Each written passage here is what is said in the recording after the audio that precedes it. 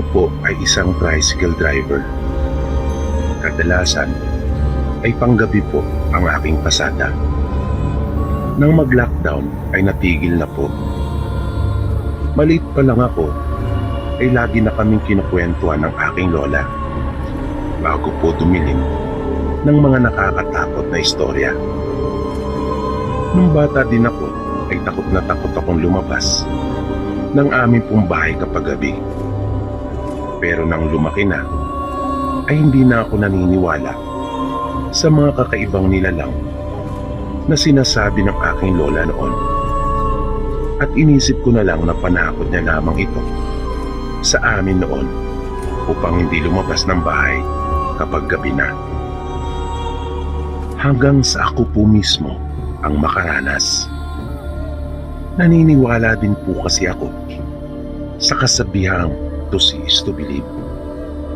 Nasabi naman ng aking lola noon ay isang kasabihan na walang kwenta.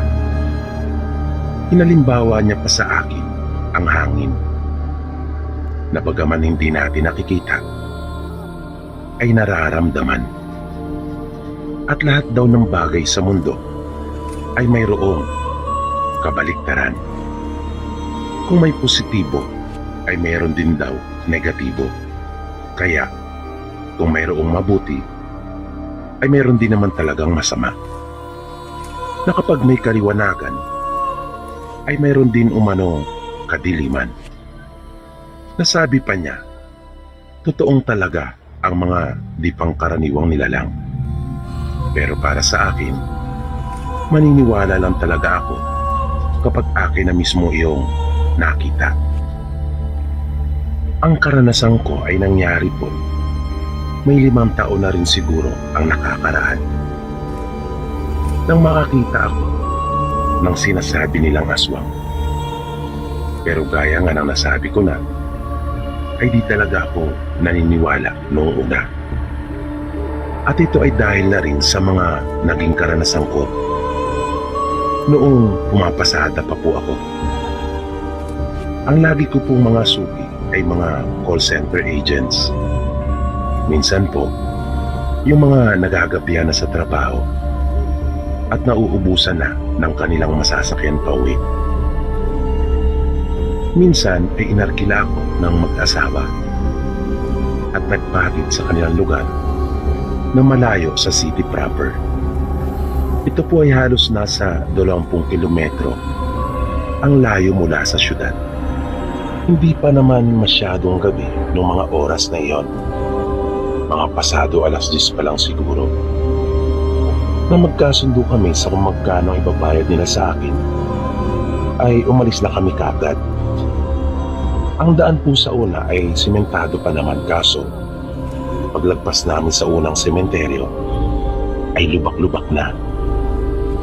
Nasa 3 sementeryo po ang aming daraanan papunta sa kanilang lugar, na kahit pa hindi naman ako matatakutin ay talaga namang nakapagdudulot iyon sa akin ng kaba. Wala namang naging problema ng paghahatid ko sa mag-asawa. Agad nila akong binayaran pagbaba nila at nagpasalamat pa nga. Pagbalik ko sa labasan ng baryo ay sakto naman na may pumara sa aking isang lalaki na may dalang flashlight. Sabi nito ay kung pwede ba daw akong arkilahin sapagkat manganganak na raw ang kanyang misis, kung kaya pwede ko ba raw silang ihatid sa ospital. At dahil sa emergency iyon ay hindi ako tumanggi at agad akong umuo. Sumakay siya sa tricycle at sinundo namin ang kanyang asawa sa kanilang bahay. Bali 4 silang lahat na pasahero ko. Ang buntis, ang asawa nito, ang kanyang kapatid at biyanang babae. Lahat sila ay naupo sa loob ng sidecar. Sinabi ko pa sa mister ng buntis na doon na lang sa likod ko, pero ayaw daw nito. Na nahalata ko naman kung bakit. Talagang alalang-alala sila sa kanilang kaanak na buntis. na nalaman ko nung huli na panganay pala nila iyon at panganay na apo din nung biyanan. Kung kaya naisip ko na kaya pala ganun na lang ang kanilang pag-iingat. Pero ako ang nahihirapan sa kalagayan nila. Kaya sinabi kong mas mahihirapan kami sapagkat masyadong mabigat kung doon silang lahat. At doon ko palang napapayag ang asawa nito na lumipat sa likuran ko. Medyo bigla pang sumama ang panahon noon. Kaya hindi ako makapagpatakbo ng mabilis. At dahil sa hindi rin maganda ang daan, at mayroon pa nga akong sakay na buntis. Habang bumabiyahe kami ay may pumarang isang matandang babae sa aming unahan. Ayaw ko na sanang tumigil dahil sa may pasahero na nga ako. At isa pa ay puno ng aking tricycle. Maliban sa backride seat, ngunit bigla itong humarang sa gitna ng daan. Kung kaya napilitan akong tumigil. Pumunta ito sa akin at nakiusap na isakay ko na raw siya. Doon lang naman daw siya sa may bandang unahan. At baka kasi maabutan pa raw ito ng ulan. Sinabi ko kung okay lang ba na doon siya uupo sa pinakadulo. Dahil sa halos ayaw bitawan ng lalaki ang kanyang asawa at nakatuon talaga doon. Sa mabagal at medyo garalgal na tinig ay pumayag naman ang matanda at wala raw problema. Wala naman na akong nagawa pa kundi isakay ito at pinaupo sa may backride seat at pinaandar ko na ang tricycle. Nang malapit na kami sa unang sementeryo ay nakaramdam ako bigla ng kaba. Kakaiba ang malamig na hangin na parang sumalubong sa akin. Pero patuloy lang ang pag-andar namin nang biglang nagwika ang matanda ng buntis pala ang sakay mo at mukhang manganganak na. At sabay ngumiti pa ito. Dahilan para magkatinginan kami ng asawa ng buntis. At dahil sa hindi talaga maganda ang daan, kahit anong ingat ang gawin ko, ay di talaga maiwasang hindi maging maalog ang tricycle. Malalalim talaga ang lubak. Panay ang daing ng buntis. Na lagi ko namang inaalam ang kalagayan nito. At tuluyan ang dumilim pa ang daan nang bumuhos na ang malakas na ulan. Nang biglang napasigaw ng ubod lakas ang buntis. Na tila nasaktan talaga. Kung kaya, natuon ang atensyon naming lahat sa kanya. Pati ang asawa nito ay halos ipasok na ang katawan doon sa loob ng sidecar mula sa likuran. At inalam kung kaya pa ba nito at kung okay lang ba siya. Nang bigla akong kinilabutan at talagang binalot ako ng takot. Nang mapatingin ako sa side mirror at hindi ko na nakita ang matanda. Bigla itong naglaho. At nang mapalingon rin ang lalaki, ay napansin niyang wala na nga ang matanda. Kaya sa takot, kahit pa masama ang daan, ay talaga namang binilisan ko na. Pinaharurot ko na ang aking tricycle. Nang medyo makalayo na kami, ay doon pa lang ako tila na himasmasan. Humingi ako ng paumanhin sa kanila dahil sa pinaharurot ko ang tricycle. Nagsalita naman ang nanay ng buntis at sinabing tama lang daw ang ginawa ko.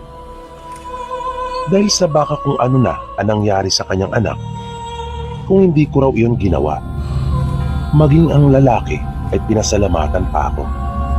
Sabi pa nila ay kinabahan raw talaga sila ng gusto nang mapasigaw sa sakit ang kanilang kaanak.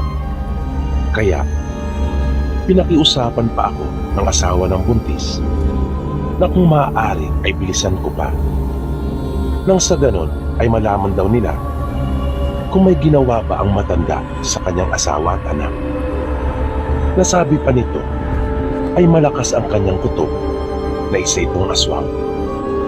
Dahil sa itsura at paraan ng pagsasalita nito, na ayon pa sa kanya ay nangangamoy langis pa, na naglalakad sa kalagitnaan ng gabi sa dakong madilim at may kakayahang makapaglaho sa isang iglap. Gayon din ang paniniwala ng kanyang biyanan. Ako man ay naniwala na ng mga pagkakataon na iyon. Natotoo nga ang mga aswang. Nadala ko naman sila ng ligtas sa ospital at mabilis na ipinasok ang buntis pagdating namin doon. Di matapos-tapos ang kanilang pagpapasalamat sa akin at kanila pang dinagdagan ang bayad dahil doon ay hindi na ako namasada pa. Sa halip ay dumiretso ako sa tambayan ng mga tricycle driver na panggabing bukas. At isa pa ay ayoko nang maranasan ang nakakakilabot na pangyayaring iyon. At dahil sa umuulan nga ay naisip kong doon na lang tumambay muna at magpaumaga na. Pagdating ko doon ay may ilang mga kasama ko na naroon at nagkakape. Binahagi ko sa kanila ang aking naranasan. At nagkwento din ang mga ito. Ayon pa sa kanila, ay hindi daw kami matatawag na totoong mga tricycle driver doon sa aming lugar kung hindi namin mararanasan ang mga ganong pangyayari sa isa sa 3 sementeryo. Dahil halos lahat daw ay may karanasan na doon. Mapaswang umulto ay sigurado umanong may maikukwento ang isang tunay na tricycle driver tungkol doon. Kung bigla na lamang nawawala ang pasahero, ay karaniwan na umano iyon. Dahil sa aking mga narinig, ay mas nakumbinsi pa ako na totoong ang lahat ang sinasabi ng aking lola. Nang mag-uumaga na, ay umuwi na ako at natulog. Nang magising ako, ay tanghali na. At wala na rin ang tricycle dahil sa pinapasada ito ni tatay sa araw. Kung kaya naligo na ako at kumain na rin ng tanghalian. Nang biglang dumating si tatay at sinabing sumama daw muna ako sa police station. Doon daw sa may traffic section. Dahil sa may reklamo umano sa akin. Na nagtaka naman akong bigla at napakunot ang aking noo kung ano ang maaaring naging kasalanan ko. Naisip kong bigla na baka dahil sa mahal ng pagkakasingil ko sa mga naging pasahero ko noong nagdaang gabi. Pagdating namin doon sa loob ng opisina ay nagulat ako nang makita ko ang matanda. Puno ito ng galos at may mga benda pa sa katawan. Inireklamo ako nito na kaskasero umano ako. At matapos daw na mahulog, sa halip na tulungan ko raw siya, ay akin pa itong tinakbuhan at pinarurot ang aking tricycle. Gusto ko sanang sabihin na natakot kami dahil sa napagkamalan namin siyang aswang. Pero naisip ko na baka lalo lang itong magalit at tuluyan pa ako nakasuhan. Kung kaya sinabi ko na hindi talaga namin siya namalayan dahil sa nasa buntis ang aming atensyong lahat. At dahil sa maingay ang mga kaanak nito, idagdag pa na biglang bumuhos ang ulan. Kung kaya di ko siya namalayang nahulog at kung tumatawag man siya ay hindi ko siya narinig. Noong huli ay nadala din namin sa matinding pakiusapan at sinabing di ko talaga intensyon na makasakit. Sinagot ko na lang ang lahat niyang gastos at nagbayad din ako ng danyos Kaya, dahil sa pangyayaring iyon, ay iwinaksi ko na talaga ang paniniwala tungkol sa mga aswang at ano pa mang mga katatakutan na nasabi ko pa sa sarili na dahil sa maling paniniwalang iyon ay ikapapahamak ko pa na muntik pa akong makulong. Hindi ko alam kung maiinis ako o matatawa sa aking sarili noong mga pagkakataon na iyon. Ilang araw din akong hindi nakapasada. Pinagpahinga muna ako ni tatay sa pagmamaneho ng tricycle. At dahil sa walang magawa, ay naisipan namin magkakaibigan na manguha na lang ng gagamba.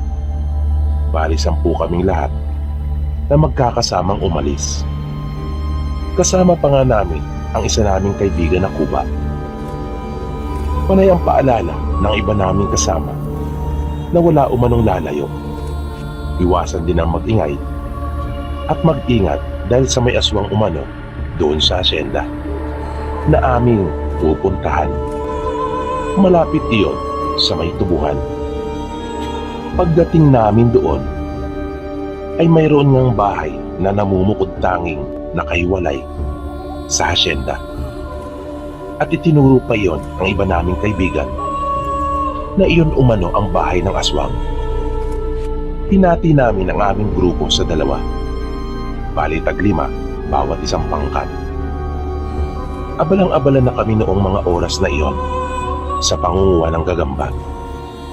Pero lagi na lang maliliit ang aming nakukuha. Ang bigla na lamang makarinig kami ng isang malakas na pagsigaw. Kung kaya, napatakbo kami papunta sa pinanggagalingan ng sigaw na iyon.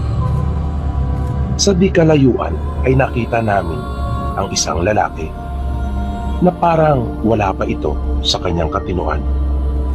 Di namin ito malapitan dahil sa may hawak itong kutsilyo at paulit-ulit na sinasabing aswang na nang tingnan namin kung saan ito nakatingin ay nalaman namin na ang kanyang tinutukoy pala ay yung kaibigan naming Kuba.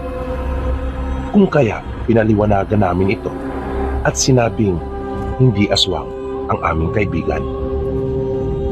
Nagulat pala ito nang tamaan niya ng kanyang flashlight ang aming kaibigan na nagkatawanan naman kami ng malakas.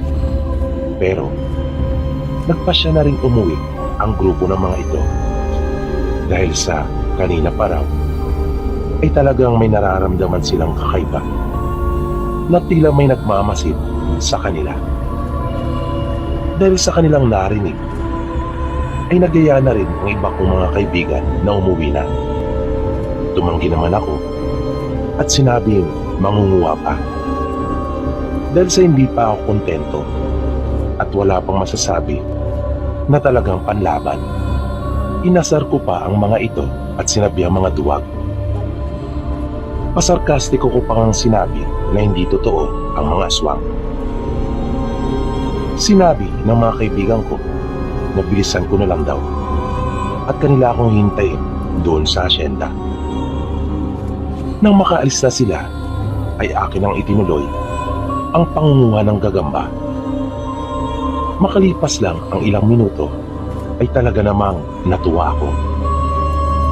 Dahil sa kung kanina ay puro maliliit at hindi panlaban ang aking mga nakukuha, ngayon ay higit pa sa inaasam-asam ko.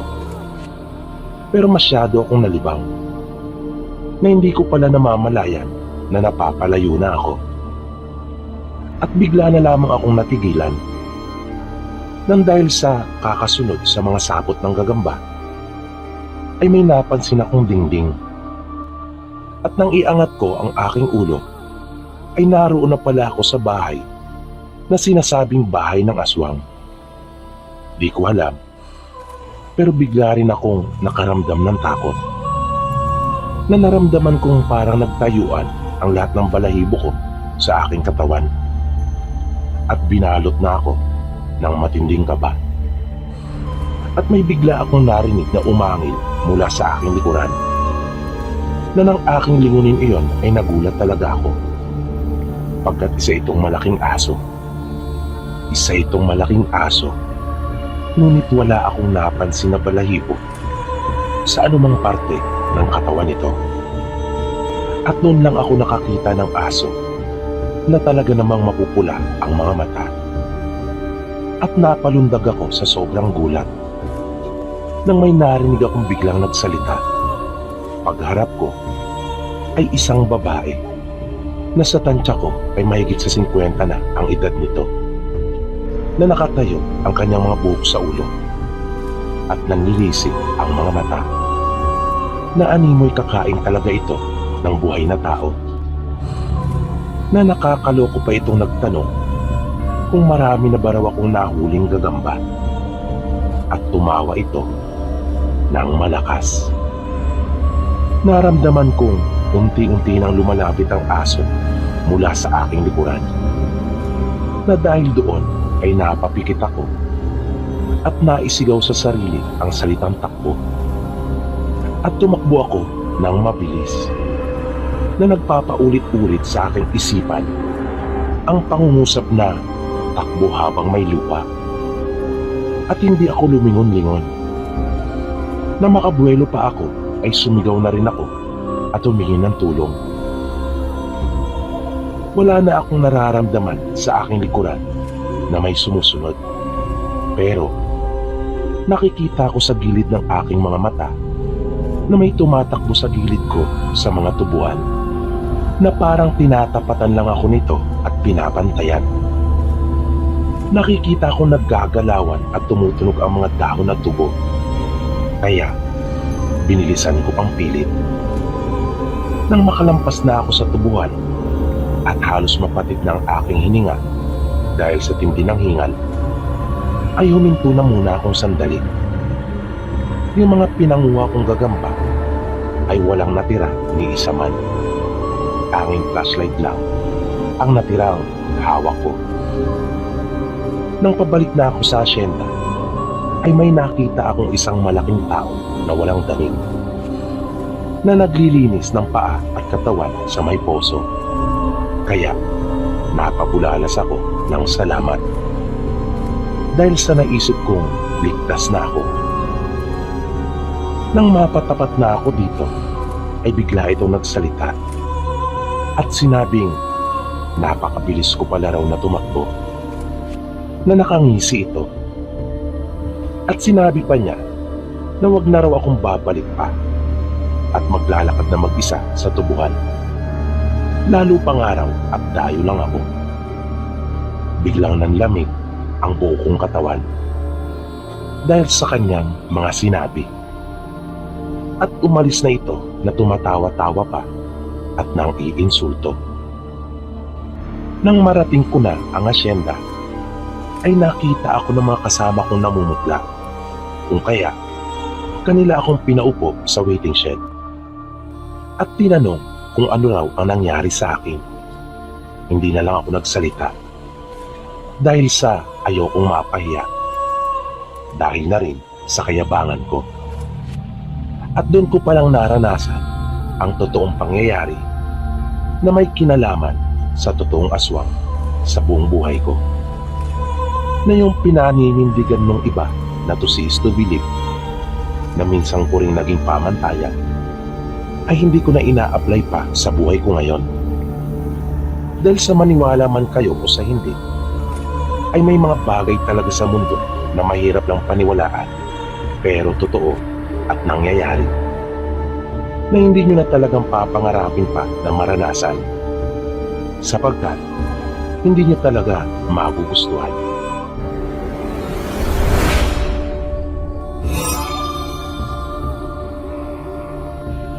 Nangyari ang kanyang karanasan nang minsan siyang sumama sa kanyang mga kaibigan sa isang outing. Dagat ang kanilang destinasyon noon. At dahil sa matagal na siyang hindi nakakaligo sa dagat, kung kaya naisipan niyang sumama. Nang papunta na sila doon, ay may mga dala na silang pagkain. May baon na rin silang mga alak. at may uling na rin. Yun nga lang, ay wala pa silang dalang pampulutan at iihawin. Kaya napagkasunduan nilang dumaan sa palengke. Pero nung may madaanan silang isang talipapa, ay naisipan nilang huminto at doon na bumili. Napag-alaman din kasi nila na yung palengke ay hindi nila madadaanan at kailangan pa nila talagang sadyain iyon. Marami-rami din naman ang kanilang pwedeng mapagpilian doon sa talipapa. Sinabi ng isa nilang kaibigan na isda na lang ang kanilang bilhin. Kaya namili sila ng pwedeng maiihaw. Nagustuhan ni Gerald yung tindang isda ng lalaki. Napagaman may kamahalan, ay sigurado namang sulit pagkat bangus dagupan niyon at talagang malalaki. Pero nagpumilit yung isa nilang kaibigan na si Romel na pumili pa raw sila pagkat yung gusto nito ay ang makamura. Sinabi na lang ni Gerald sa kanyang mga kasama na kanila na lamang bilisan pagkat di na niya matagalan pa yung tindi ng baho ng lugar. Para kasing pinabaliktad na yung kanyang sikmura dahil sa masansang na amoy doon. Hanggang sa makita nila yung isang magandang babae na agad silang kinalapit ni Romel at sumunod naman sila. Nang magtanong sila sa mga panindang isda nito, ay agad na rin silang nagpatimbang pagkat mura at sariwa din naman. Na nasabi pa ni Romel na maganda na yung tindera, maganda rin at mura pa yung paninda, at higit sa lahat linis na. Dagdag pa nito pagkat wala ng hasang ang mga iyon. Nanatili lang namang tahimik yung babae habang inilalagay sa lalagyan yung kanilang mga pinamili. Matapos iyon ay umalis na sila sa talipapa at nagpatuloy na. Nang masapit na nila yung kanilang paliliguan, ay mabilis na nilang inilapag at inayos yung kanilang mga gamit. Inihanda na rin nila yung kanilang pag-iihawan. Ang ibang mga kasama nila ay nagsilusong na sa tubig, habang si Gerald naman ay nagpaiwan na muna at abalang nagpadingas para sa kanilang pulutan. Nang napabaga na niya yung mga uling, ay pinainit lang niyang sandali yung ihawan at kanya nang inilagay yung mga isda. Nang halos magkakalahating oras na, ay nagtaka si Gerald pagkat ng kanyang siliping muli ang ilalim ng isda, ay parang hindi iyon naluluto. Kaya sa inis ay sinigawan niya yung isa nilang kaibigan na siya naman muna ang magbantay pagkat lulusong na lang rin muna siya sa tubig. Pero bago niya gawin iyon ay napansin niyang hindi pa pala niya naaasinan yung isda. Kaya kumuha siya ng asin at kanya iyong nilagyan at winisikan. Nang nasa dagat na siya ay narinig niyang tinatawag sila ng isa nilang kaibigan at pinapupunta sila doon. Pagdating nila ay kanilang nakita ang hiniwa-hiwang katawan ng saging na nakasalang sa iyawan at wala na yung mga isda. Ang buong akala pa nga nila ay nagbibiro lamang ang kanilang kaibigan. Pero pagdating daw niya doon, ay iyon na ang kanyang naabutan. Na ang kanila palang nabili sa talipapa na isdang wala ng hasang ay katawan pala ng saging. Ayon sa kanya, grade 5 siya noon nang lumipat sila ng bahay. Ang bago nilang nilipatan ay 2 palapag. Pagdating nila doon sa kanyang kasabigan, ay masaya niyang inikot ang kabuuan noon. Pagkatapos niyang malibot ang kabuuan sa ibaba, ay umakyat naman siya sa pangalawang palapag. Nang naglalakad na siya sa may pasilyo, ay laking gulat niya nang makita ang isang madre na nasa kabilang dulo noon. Nakaitim ito na may umaagos na dugo sa magkabilang mata. Panandalian siyang hindi nakakilos dahil sa sobrang pagkabigla at takot. Nang bigla na lamang itong lumapit sa kanya na hindi sumasayat ang mga paa sa sahig. Doon na napahiyaw ng todo si Manilyn at nagtatakbong pababa na kanya nang nilundag ang ilang baitang pa na natitira ng hagdan dahil sa sobrang takot at pag-aalalang maabutan siya nito. Nang marinig ng kanyang mga magulang at kapatid ang malakas niyang pagsigaw, ay nagsitakbuhan naman ang mga ito palapit sa kanya. Napayakap siyang bigla sa kanyang ina na humahagulgol. Kinagabihan noon ay sa ibaba sila natulog. Nilagnat si Manilyn. Ayaw niya magpaiwan pagkat takot na takot siya. Kaya hindi pa nila natapos isaayos ang kanilang mga gamit sa dapat nitong kalagyan.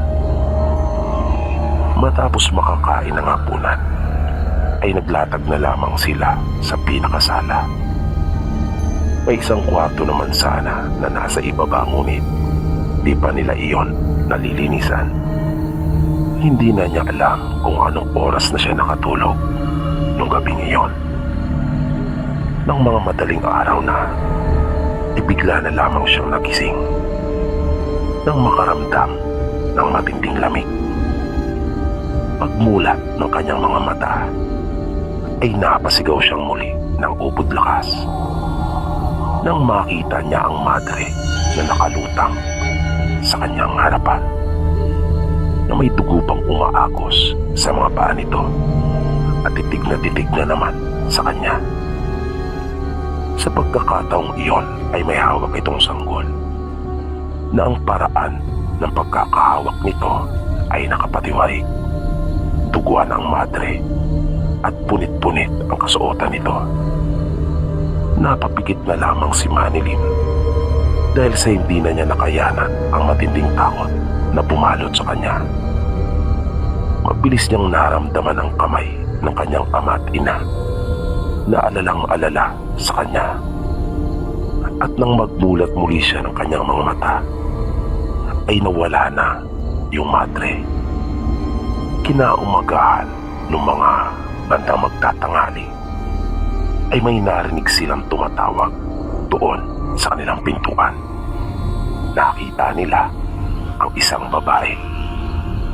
Kinausap naman ito ng kanyang ina at tinanong kung ano ang pakay. Sinabi ng babae na kanyang narinig ang malakas na pagsigaw ng madaling araw. Kaya nagpunta siya upang sila ay paalalahanan na yung huling tumira sa bahay ay nakaranas ng mga hindi magandang pangyayari na kalaunan ay kinapaliw nito.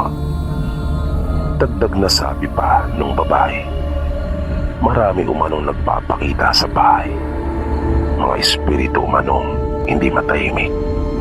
Ayon pa dito, paniniwala ng marami sa kanilang lugar, ang kinatitirikan ng bahay ay isang lagusan. Kung kaya, asahan na nila na hindi lamang isa ang maaaring magpakita at magparamdam sa kanila.